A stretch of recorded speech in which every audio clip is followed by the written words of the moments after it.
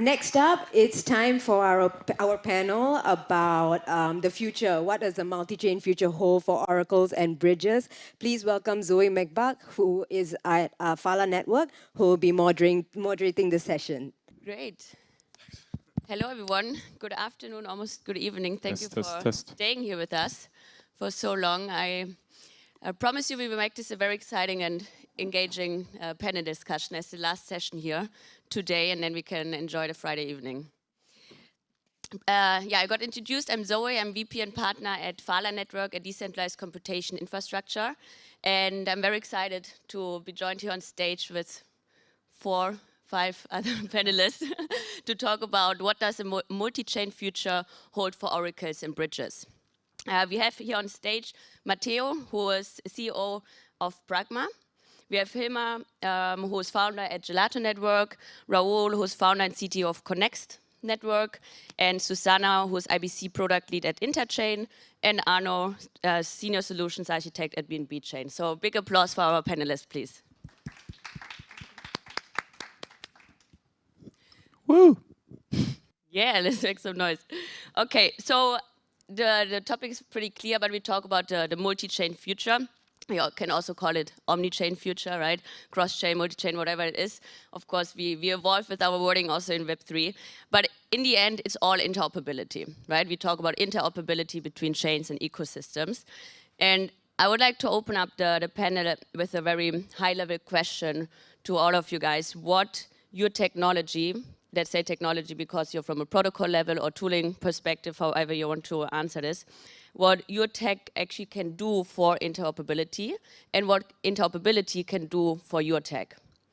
And Raul, if you would like to start with this. Yeah, sure. Can everyone hear me? Yeah, okay.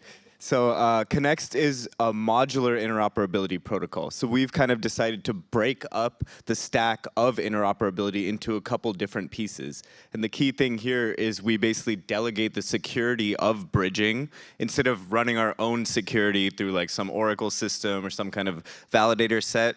We delegate that down to, right now, canonical bridges, but what we see in the future is something that looks like ZK bridges, state proofs, things like that. So we assume a system in the future which we will have trustless block headers that we can operate on.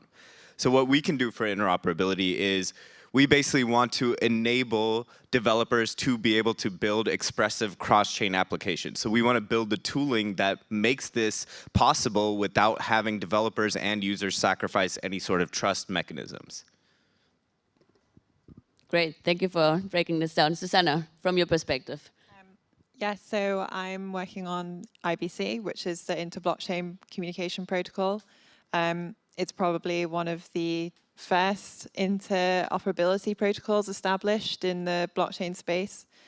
Cosmos was really pioneering this concept of having app chains connected with a standardized interoperability protocol.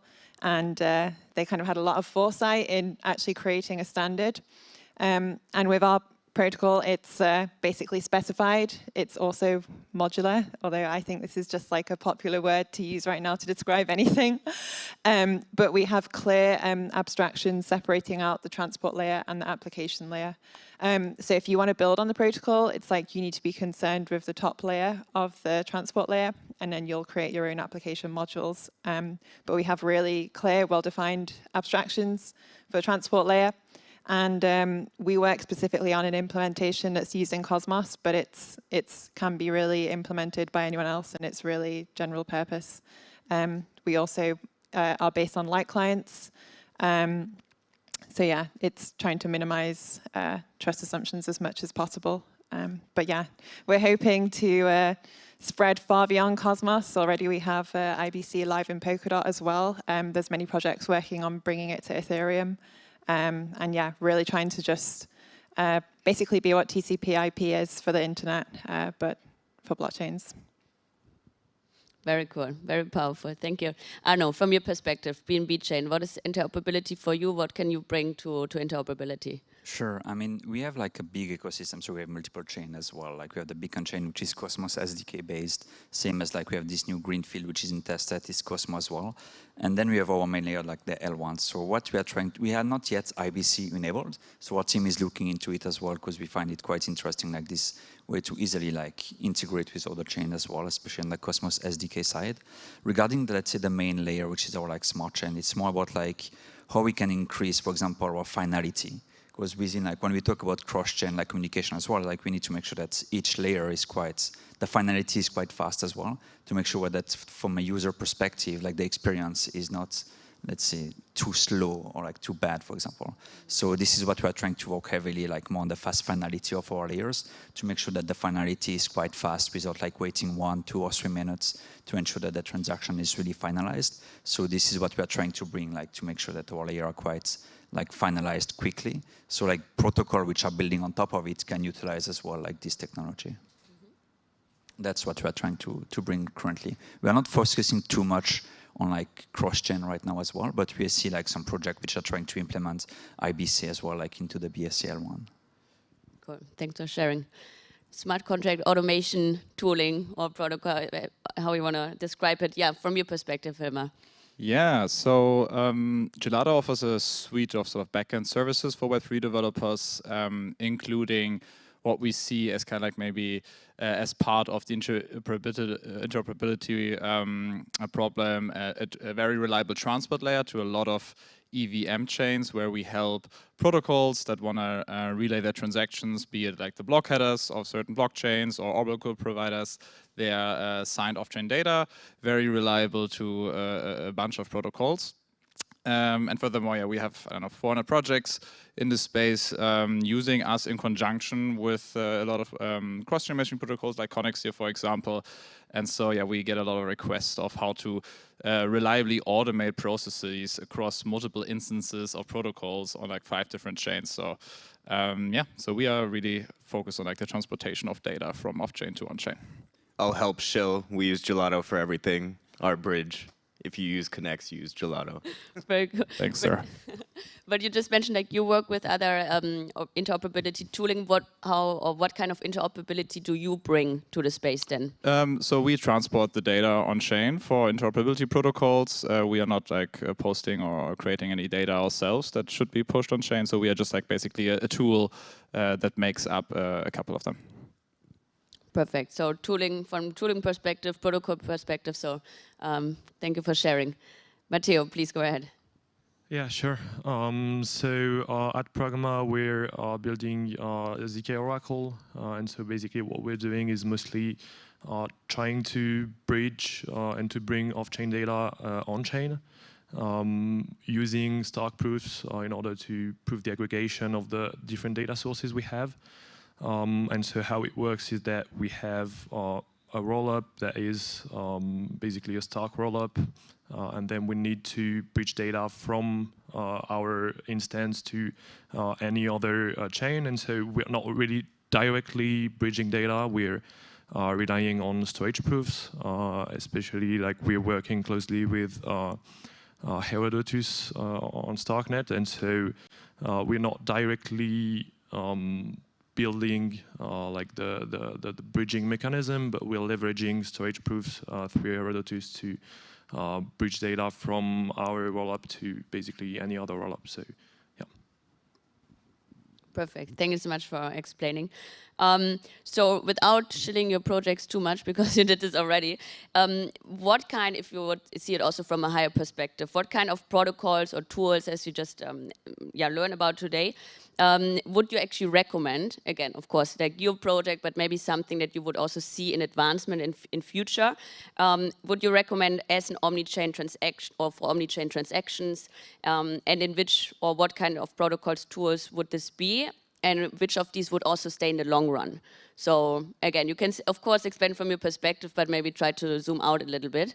How you would recommend? What would be the best tool, protocol, tech for these kind? Or I mean, we are building it right now, but you get the question. Arno.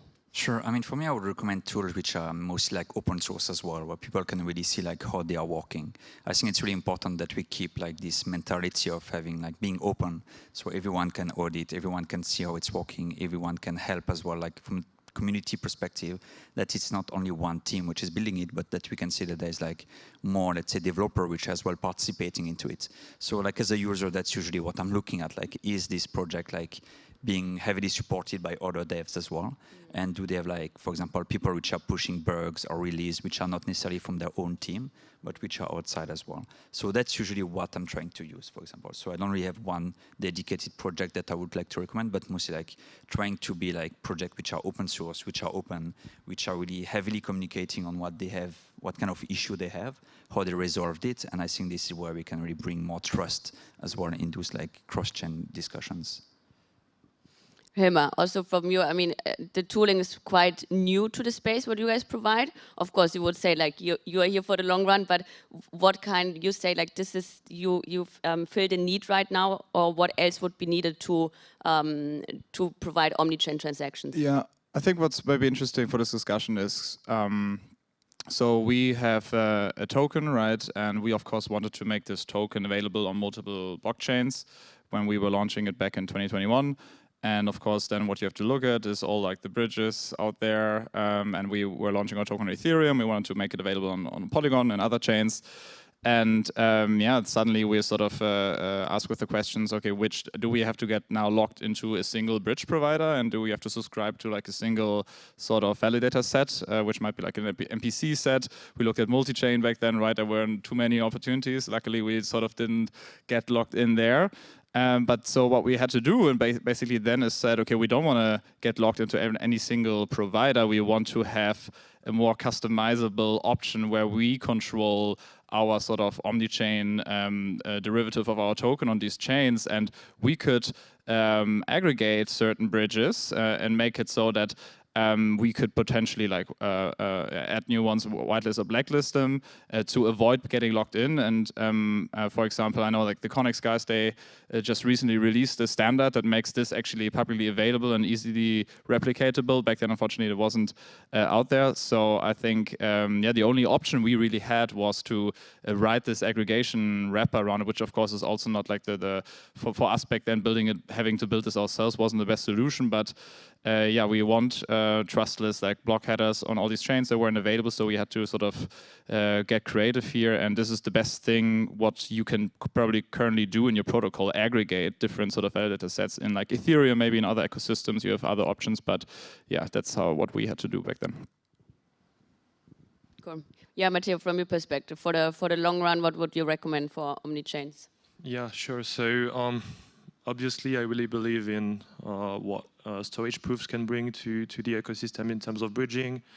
Right now, so I'd say that so storage proofs are pretty mature right now. So if you wanted to use them in production today, it's pretty complex. And so you still have to have much more trust assumptions today. But I think that we will tend to something that uses storage proofs, but we still need to figure out the part where how can we bridge the block headers between the different chains. I think you can do that in a pretty secure way between like L1, L2s, or even L3s at some point. But still we need to figure out how to connect different ecosystems from there. In like a trust minimized way, but I think that storage proof brings like a lot more security than what you can have with other solutions. Connecting ecosystems, you just said it. Susanna, to you, right? You also already mentioned IBC to Polkadot via XCM, the cross-chain messaging protocol in Polkadot. You have IBC. What, I mean, this is a great success, and it's already cool to see that teams in Polkadot and Cosmos communicating, I mean, on-chain, off-chain, but now also on-chain, and like creating new use cases. That's very cool. And but what could we do actually better, or to accelerate this kind of cross-chain ecosystem communication with more of these kind of protocols like IBC and XCM, or do we need to extend them? What is your feeling at the moment? What do you see when we create these use cases? Well, I think, like, you know, or there's like a funny meme where it's like, oh, someone makes a standard, like, oh, I can think of making a better one, let's make another standard. And then there's like 15 standards. And ultimately, just making more standards probably not the solution. It's kind of, there needs to be global agreement, like, this is how we're all going to interoperate. Obviously, I have my choice of a winner, but not here to shill.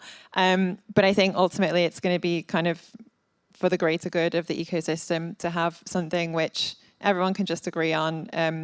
Heterogeneous blockchains can interoperate like pretty much seamlessly. We are really a very long way from that. I do think a lot of the like solutions right now which have these kind of trust assumptions or vendor lock-in, or they're actually kind of taking revenue at the protocol level, are not going to be the final solutions ultimately. I think I guess there's always a question of how does something make money. I think it's going to be more at the application level. It shouldn't be at the interoperability layer.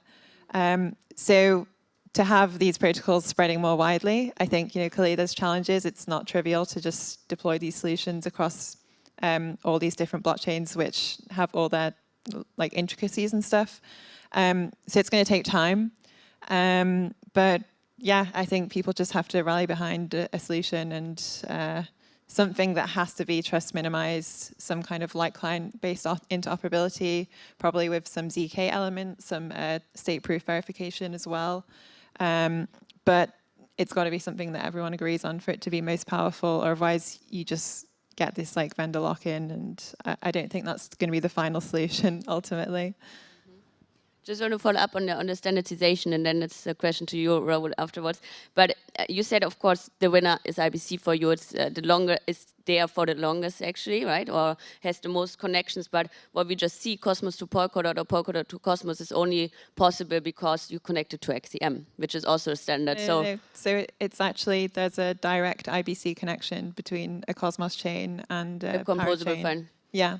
But then they can expand it through XCM to the other parachain. So actually the standard in Polkadot helps this whole use case as well. But they can also use IBC if they want to use the IBC palette on the substrate side as well.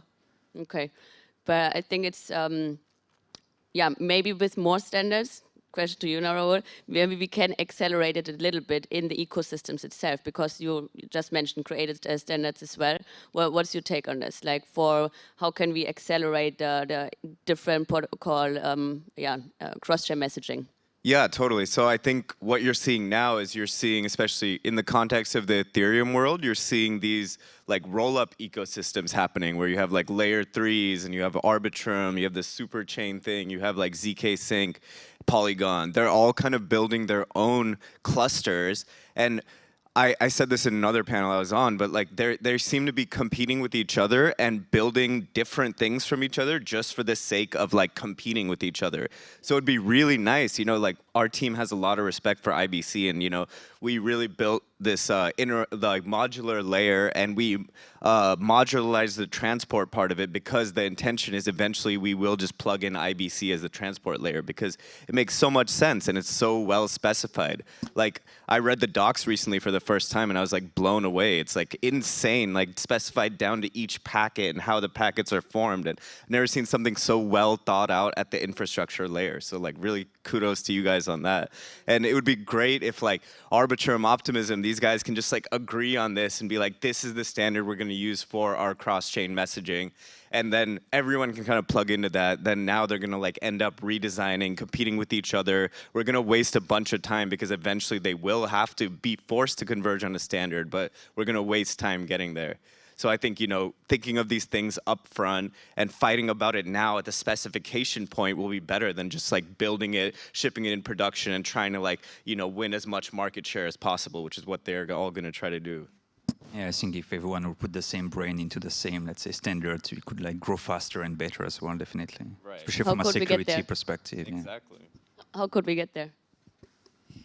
I think it's about time as well. I think people are going to fail by trying to do their own stuff, and then they will see that at the end the community is still like cycling around the same point. And it's true that IBC, they have a really big like developer community, and I think once projects are seeing that they cannot compete against it, they are just going to give up and join the development as well, I think. Yeah, and the last talk I was on, like one of the guys were saying like, oh, they should be competing right now because it's too early. We don't know what works best. Like we're not ready. And it's crazy because, you know, blockchains have been around for 10 years. So there's some things that we do know. Like Cosmos guys have been thinking about this for at least, you know, close to 10 years probably now about like how inter-blockchain communication should work. So I think we're at least at a point where we can agree on like a V0 for how this stuff should work. Good. You want to add? Well, Please. I think it's just like I think that's like some really good foresight from like Connex's design, right? Because ultimately, with all of the different solutions that exist out there, if they're really locked in to one specific way of being, and then the industry does converge to a standard, and they can't upgrade, you know, they're just pretty much instantly obsolete. So I think that's something really important for it's like if you are really trying to like future-proof what you're building, having this foresight to think, okay, there is going to be transport layer standardization and like it's going to happen. If you then can't adapt to that, then, you know. And this is what we're seeing right now. If you look at Aave or other bigger protocols, what they basically do is they just like aggregate a bunch of bridges together and say, okay, we are not trusting any one of them. We are just like wrapping all of them, and then we have a governance mechanism. This governance mechanism can just sort of whitelist, blacklist them if we need to. And this is also what we did with our token, right? It's kind of like the only way you can deal with this mess of all like 4 different protocols right now. Leads me to the next question, actually, because you mentioned this. If we go into bridges specific, or more specifically now, there are so many different types, right? But if you would need to recommend specific or one or two specific bridge types, which one would you recommend for user or developer, and why, or which one would you not recommend? And Hilma, if you want to follow up on this. Yeah, probably not. Not a big fan of like NPC ones. We've seen lately some of them not working out well. You don't really know what's behind them. I'm a big fan of the approach what the Connex team is doing, and I'm very much sort of biased on like the EVM space, where we are mostly deployed.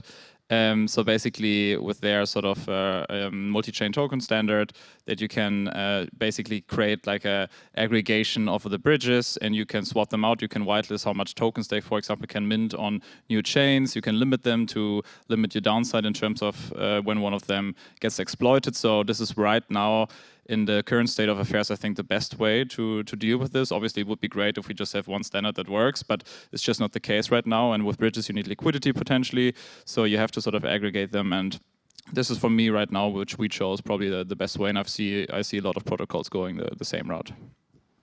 Matteo, what's your take on this? Yeah, to be honest, I don't use a lot of bridges. I mainly like we're mainly using like native bridging since it's like if you trust the trust model of an L2 or blockchain, an L2, so you trust basically that the bridge is going to work. So it's like the most trust minimized way to bridge your assets through like from Ethereum to L2s.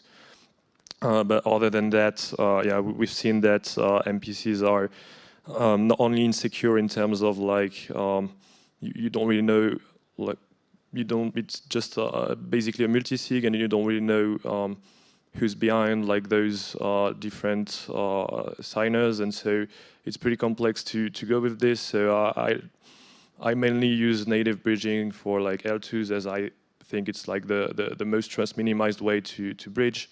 But other than that, it's like pretty complex. I'm not really like a liquidity provider to any of other bridges because I think it's like a lot of risk to take for this. So yeah, that's. I just had a question. Do you trust more native bridge? Because in case something is happening, do you trust more that the team which is behind it is going to, let's say, save the protocol, if I can say so, versus, let's say, a third party which might just go down, basically? Is it one of the reasons as well? Yeah, I'd say it's more that if you use like an L2, it means that you have faith and you trust like the L2 itself.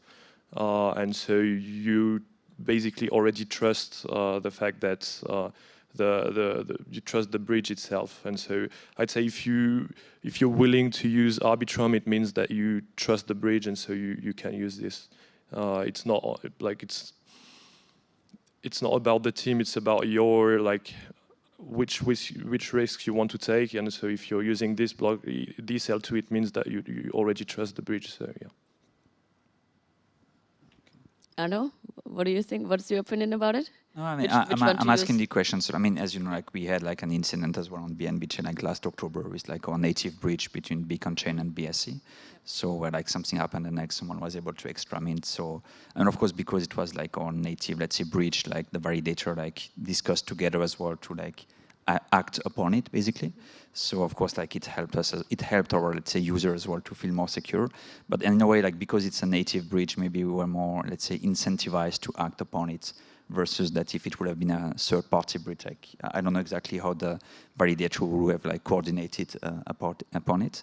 So I'm as well a bit like more using native bridge like he's doing, because I feel like if you already trust the ecosystem you are on, then you should have a higher trust within the native bridge as well. And I think for, let's say, web's third-party bridge, sorry, I think they still need to add more trust among the layer that they are using, because there is quite a lot of, let's say, projects which are trying to provide bridge as well, but they should maybe provide more trust and be more open to really like let us trust them. Because I do think that we need to have as well third-party bridge, because they can bring something else versus, let's say, native bridges. So for example, like if we want to move from one L2 to another L2 in another ecosystem in the future, we might need to trust, let's say, third-party bridges as well. So I do think that one day we'll need to put as much trust into third-party bridge versus native one. But for that, I think we still need to go like more into decentralization, openness, and trustless network as well. Okay, Susanna, do you have any? You do have an opinion. Well, I mean, share it with us. I don't really think the future will be like third-party bridges. I think the future chains will kind of natively choose to implement some kind of interoperability protocol, and then what was like now the third-party bridge space will be applications built on top of this native interoperability. So like I mean, yeah, I don't want to name any things, but I really think, you know, ultimately long term it's going to be more like people are going to be having cross-chain workflows that are going to be made easier by specific applications that people will be using, and they won't really necessarily be like, okay, I'm actually using this specific bridge, or, you know, bridge is a bit loaded in what it is. Like the interoperability protocol will just be there working underneath, and you'll have third-party bridges which are actually just like cross-chain applications. I'm torn a bit about this idea, because I feel like it's adding too much complexity at the bottom level. And I feel like at the end, like if we are all, let's say, fully connected and you can easily, let's say, transact among different, let's say, layer ones, I feel like you might have the weakness might be in the weakest link of all those ones. So that's why I feel I'm a bit torn apart between like, should we go that direction or shouldn't we go to the direction? So it's like, I still haven't like answered it personally. I think then you just have to design your interoperability protocol to have solid fault isolation mechanisms, because if you are going to be as weak as your weakest link, as long as it's like localized to only affecting the weakest link, then, you know, that should be fine. And that's like surely like a kind of minimum requirement of whatever interoperability standard does go forth into the future. I mean, the bridge itself becomes the weakest link, right? And like, if a bridge gets hacked, it can literally take down entire ecosystems. Like we saw with the Nomad hack, basically took down 3 chains with it, like Moonbeam, Evmos, I think Milkomeda, all basically tied themselves completely to Nomad, and then Nomad got hacked, the whole thing went down. Which is sad because they had a good security model too. But I'm glad we're all in agreement that we don't like MPC bridges, basically. I think a lot of the bridges kind of like, especially the big ones with a lot of marketing dollars, they kind of like obscure what the real risks of using the bridge are, and they kind of like, they're like, oh, we had, you know, millions of dollars of audits, so of course we're secure, and like, you know, you don't really know that it's like a couple keys on a server somewhere. So I think, you know, like all these guys said, like native bridges, especially when you're within a cluster, it's really secure to transact and interoperate within these clusters, whether it's an L3 cluster, whether it's like a Cosmos IBC Lite client validated cluster, whether it's like, you know, any of these clusters basically make it really easy between them. And when you're going just between them, you shouldn't even think twice about using the like native mechanism. And the problem is right now we have all these UIs and aggregators and things like that are just pointing us towards these MPC bridges and kind of obscuring it to users. So I think that's user education is going to be a big problem, and you know, people won't learn until they get burned. I want to follow up on this because, Raul, I don't think you specifically, but your company put out a great article about interoperability trilemma. It's about trustlessness, extensibility, and generalizability, right? To bring this in the trilemma. Based on this, and also to Susanna's point, like actually not bridging, but then interoperability protocols, how would you put this in context with this trilemma? Is it then, can bridges solve this, or we have to do the interoperability protocols? Yeah, the thing is, it's cool because everyone here seems to be like aligned on these light client implementations, ZK-based implementations, which hit the two pillars of that, but they don't hit the extensibility pillar because they're really hard to like bring to every single ecosystem, and that's why we have this problem where we need these third-party bridges. So really, like, you know, I think the answer lies somewhere in ZK stuff and ZK land. That's kind of like the promised land towards solving this trilemma, and I think, you know, eventually we will get there. But for now, I think the main thing, of course, is around education and showing what the user, like, what they're actually sacrificing, because usually most of the time it's the trustlessness piece, and they don't understand that.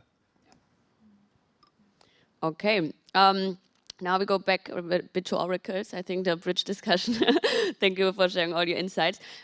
Off-chain is also a big topic, and I think not too much understood or discussed in our Web3 world at the moment. Also very important for oracles. Matteo, to you directly. I know that you guys don't have an off-chain network, right? Or you described this also specifically. What is your take on, in general, like off-chain networks in our Web3 world for oracles specifically? Yeah, I mean, you could see what we're doing as an off-chain network, since it's just like it's difficult to say that an L2 could be an off-chain network. So basically, the idea is just that we can get with ZK proofs the property of trustlessness, right? And so it's really important to be able to have trustlessness, but it doesn't give you liveness, and so you still need to have decentralization if you want to get liveness.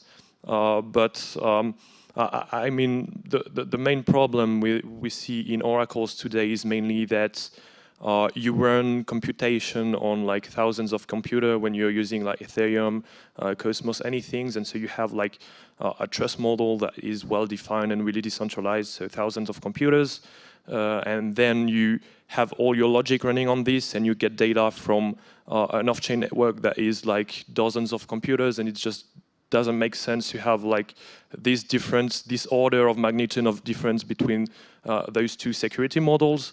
And so we think that validity proofs that bring trustlessness can just enable more security in Oracle models and just bridge the gap between those Oracle networks that just are not as secure and decentralized as blockchain itself.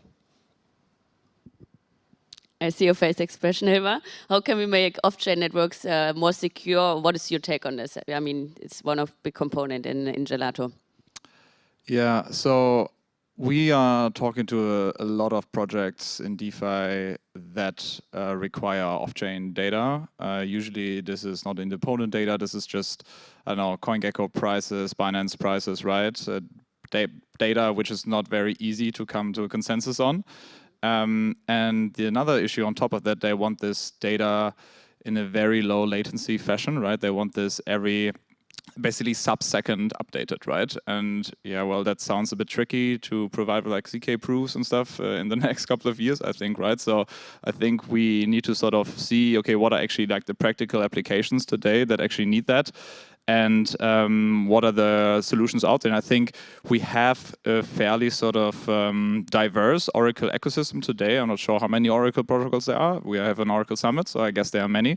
The question is just like, okay, similar to like designing like tokens for bridging to different networks. Right now, it's very sort of tricky to just get locked into single providers and trust your entire project on like one particular network that, I don't know, can be shut down for any sort of reason, right? If it's sort of Byzantine or not, or they just like are on some servers that go down, right? Everything can happen. So right now, what I see projects doing is well, they either sort of have to take a leap of faith and they go with like a single provider that provides them with like, that has the brand and has enough capital. If they screw up, they sort of compensate them, right? This is sort of option A. Option B is, okay, you need to, again, similar to these bridges and tokens, you need to sort of create these wrappers that your governance can control, where you potentially have fallback oracles, where you can potentially can rotate oracles, where you have like a sort of curated list of data providers. In my opinion, data providers should be commoditized at some point. It's data, right? It should be as cheap as possible. And so it will potentially, I think, in the next couple of years, probably look like a multi-sig. So you have like a bunch of good oracle providers. Protocols will choose to have like 3, 4, 5 of them push the or get the data on chain. They will just be all pull based. You pull the data in. Someone has to push it on chain, and then you can access it. And yeah, I think potentially a standard would be cool here. We don't have a standard like this right now, but I think some people are thinking about that. So yeah, let's see how that turns out. Cool. Do you want to share your opinion on this, Arno, from your perspective? From my perspective, what I'm really looking at is more because I'm more like at the protocol level. So it's like you discussed, like we need to put on-chain transaction as well. But once we are in a world where we have like so many transactions, how to ensure that those oracles have place in the block as well to push their transaction and push the feed, like the data inside the contract. So I think this is what we might need to discuss over in the future. Like we have a lot of discussion about MEVs, but how we can ensure that potentially like oracles, like no matter who they are, but they have, let's say, place in the block as well to like push the on-chain transaction. Because there's a lot of projects which are in need of, let's say, off-chain data, but pushing them on-chain. So how we can ensure that at a timely manner, we have those data on-chain as well, without like spiking the gas price, for example. So this is something we're trying to understand, like how it might impact the future as well. Let's say today, maybe we only have, let's say, 5 oracles. So of course, it doesn't take a lot of space in the block. But if tomorrow we have 100 or 200 different oracles, if they all want to push on-chain data, like how is it going to impact basically the block space within each block? So that's something that we might need to tackle as well in the future, I believe. Yeah, I'd say on this point that the answer is mainly to have like pool-based oracles. And so all the computation happens somewhere. And when someone has the incentive to, and so you talked about MEV, when someone has the incentive to get the transaction through, and so to get rewards from this transaction, he can just pull the data and include it in the transaction so that he gets the reward and he updates the price because like he needs it for his transaction. So I think we'll see more and more approaches of like pool-based oracle, and I think that's already what oracles are mainly going to. Yeah, the problem here is though is then this also is not like solving all the problems. You still have MEV. Like if you enable anyone to push prices on chain, they can decide when to do it. They can decide to wait for the price to be like latent for like, I don't know, half a second, and then be able to do an arbitrage. So the best Oracle provider is the block builder, right? The best spot for the ETH USDC price is at the first transaction, every single block. So what I hope we'll see is probably as execution sort of moves from layer 1 to L2 in like the Ethereum ecosystem at least, I bet we will see applications like perpetual protocols or leverage protocols, which are mostly affected by these latency issues, actually probably go like the Luna route or what other blockchains try to do of sort of trying to just reserve the slots on top of the blockchain to just always have some sort of Oracle data in there, and then you can have multiple Oracle prices from multiple providers nicely wrapped up. You don't need to store them in state. Maybe you have transient storage or something, so it's cheap. And then, yeah, you can access this within the blockchain itself at the top of the block, and there's no sort of weird arbitrages or exploitation happening underneath. So that would be ideal, but of course you need like your own custom L2 to make this happen today. Do these zero knowledge based like storage proof oracles solve that problem at all? Or I guess you don't get the latency. You still have the latency of the TWAP, right? So it doesn't solve the instantaneous price problem. I think it's also, it was mentioned before, the education and the use case that, I mean, we need need to prove it with more use cases and need to educate that off-chain computation or off-chain networks can also be secure. That was from your point, right? You can actually provide off-chain or can verify data off-chain if you connect it in a secure way with the blockchain. And I just see that there are not too many use cases out there that prove this, but it is possible. I mean, what we're seeing is more and more protocols that are working on the proving side, because most of what people really want at the end is trustlessness. And so you can get that just by having a validity proof, so a ZK proof. And so you don't really need to have like on-chain networks sometimes for certain applications. You can just compute proofs on the client side and just verify it after when you need it. And so I think that we'll see more and more applications going that way, with like improvements on like the proving time, especially being able to run provers locally and that kind of stuff. Okay, second chapter, I think also discussed enough. We move into our last type of topic now, state proofs, a specific or important component also for security in depth specifically. What would be best use cases from your side for state proofs? Because they can do a lot of magic, right? Maybe even replace specific tool or make applications more secure. Where do you think they make sense the most, Raoul? Yeah, sure. So I think one use case that I just talked about was this TWAP Oracle. So basically you can get historical prices from storage. I just talked to these guys, Lagrange. I don't know if you guys are familiar with them, but they're talking about this ZK big data where they can do really complex like data aggregation based on reading state from these state proofs like over a very long period of time in like a very succinct ZK proof. It's like, yeah, sorry, that's a big mouthful, but it sounded really cool, and the applications are pretty cool. Like you can have like volatility oracles, like liquidity oracles, like, you know, any type of TWAP that you can ever need. So that kind of stuff is really cool. Yeah, no, not bridging related, but cool anyway. Yeah, I think also maybe something worth mentioning beyond DeFi is like privacy. If you use ZK proofs, I think it's something that's, yeah. I don't think the future is going to be every blockchain is a public blockchain. There has to be privacy if it's going to go really mainstream for like financial use cases. Other use case ideas or? Yeah, I mean, state proofs are pretty general. It's just like taking the state from blockchain and just proving that something is in the state, and you can just compress so much data and have so many use cases. It can go from getting historical data to even like bridging. And so I think we don't even know like all the applications yet because it's still really early. There's a few projects working on it, and I'm really excited to see what's going to come out of this. Yeah. And then, I mean, would you see state proofs as rather as a component being integrated into bridges, for example, or could they even replace some of the existing bridges that we already use? What is your opinion on this?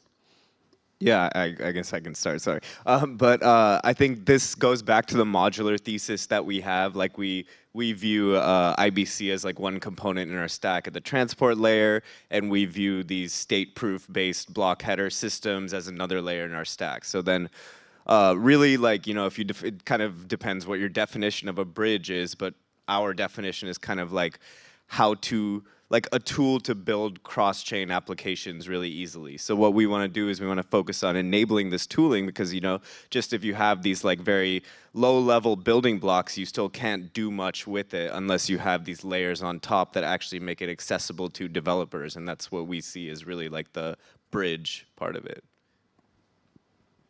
Cool. Arno, do you have anything? No, I think I'm not too much into this like state proof, to be honest, but I think it's really interesting because it's going to be leveraged by developers mainly. I think it's still early now. I mean, it's really requiring a lot of, let's say, knowledge to be able to utilize it. I think people nowadays in the industry might not exactly know exactly how to use it. So I think the more we provide education, the more we have project building on top of it, providing SDK, providing documentation, I think that we can really see use cases built on top of it. I think it's still early right now, but I'm really looking forward to see like how once we have all those SDK or those documentation more available for people, I'm looking to see like what they're able to do with it. Cool, but maybe a promising tooling component that's integrated into bridges in our multi-chain future, right? So talking about state proofs, are there any other tooling that you guys would say, hey, we really need this? Of course, we all work on what we already need, but maybe in the next 5 years to really create this omni-chain future. Maybe we can't envision it yet, or you had like a crazy dream that you want to share, I don't know, something that you think, hey, we really need to focus on this more to push our omni-chain future. I think we need people that, a lot of people complain about bridges, but instead of complaining, they should help us to build it or help project to build it. I think we need more people which are joining, let's say, project to be able to tackle it, because I think it's one key aspect. Like interoperability, something I've been hearing since 2017, 2018, and still today we are talking about it because we are not able to really tackle it. Yep. So I think people should really like focus on this topic, because we can see that we have a lot of different ecosystems and we need to connect them all together if we want to merge value and to create even more value. We are still like a minority of users which are like focusing on it, and I think people should like more focus on it because it's a big, let's say, from a financial point of view, it can really like be leveraged by those users. So I think they should really focus on it. Very good. Don't complain, but ship. Exactly. Yeah, so it's interesting if you look at the EVM world specifically right now, what you see like copy-pasted EVM chains 1,000 times and like the same 10 apps forked onto each one, and then you see users moving between each one trying to farm airdrops. So like really it's kind of useless right now. And what I really see, I try to think about this a lot, is like these real big peer-to-peer native, like essentially peer-to-peer apps like Uber, Airbnb, like how do we get those on chain? And to do that, you need like a really interesting set of like a really multi-chain thing. You know, you need like storage somewhere, you need compute somewhere, you need like some other like really specialized, you need like a UI somewhere. So like really specialized, decentralized technologies that will essentially be specialized on their own chain. And I think, you know, as we see this like app specificity of chains become more and more app specific, and then the interoperability actually be able to connect them and compose them into like a single usable app, that's when it'll be really interesting. Yeah, I think one thing that would be super useful is we don't really have an objective measure of the like a rating for a bridge cross-chain messaging protocol, or be it an Oracle. And that just makes it extremely hard to just compare them and know from a user's perspective what is actually something I should be using versus not, right? And oftentimes it is hard to compute these values, but like in the financial world, you have like Moody's or rating agencies. Obviously, they might be captured by secondary incentives, but at least as an investor, you know, okay, this is a junk bond. If I get wrecked, I can like sign up for this, or this is like a class A security, and it's fairly safe. So right now you can't really create like aggregators or like fallbacks for like oracles and so on, because we don't have an objective rating and classification of them, which makes it extremely hard. I'm not sure if it's somehow possible. Even maybe it has to be via governance, which is then, or like another oracle that does that, right? But I think we need to start thinking and dissecting these models and making it easily digestible and rating them for consumers, so they don't need to go into the deep tech of oracles and bridges to then make a decision of what to integrate or not. And I think would be great if someone can come up with this and has the time for it. So I encourage you guys to do it. Great idea. I like this. Susanna, from your, yeah. I think like kind of like echoing a bit what you're saying, but maybe expanding that. I think, you know, let's assume that we are in some kind of more multi-chain world.